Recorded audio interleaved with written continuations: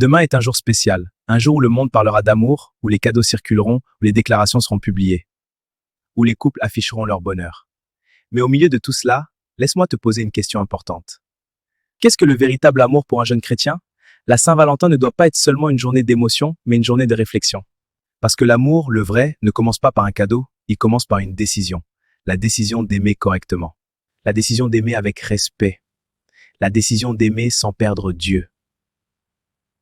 Le monde te dira que l'amour est un sentiment, mais Dieu dit que l'amour est un engagement. Un sentiment change, un engagement construit. Si tu es en couple, rappelle-toi que la personne que tu tiens par la main est aussi un enfant de Dieu. Elle n'est pas un objet de plaisir, elle n'est pas une distraction, elle n'est pas une validation pour ton ego. Elle est une âme précieuse.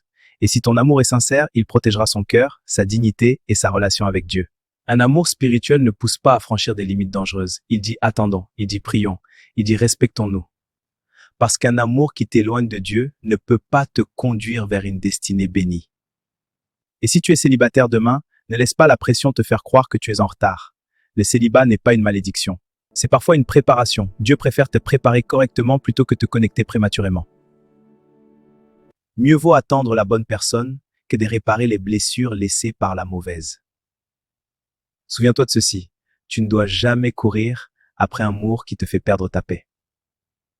Tu ne dois jamais sacrifier ta pureté pour prouver ton amour. Tu ne dois jamais choisir une relation qui te fait choisir entre Dieu et la personne.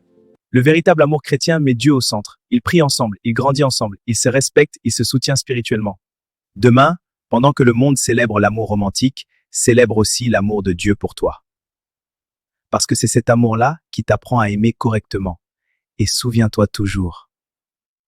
L'amour qui commence avec Dieu au centre a plus de chances de durer que celui qui commence seulement avec l'émotion. Écris en commentaire, Seigneur, apprends-moi à aimer correctement. Abonne-toi maintenant et active la cloche pour recevoir des messages chrétiens qui t'aideront à construire un amour sincère, pur et guidé par Dieu.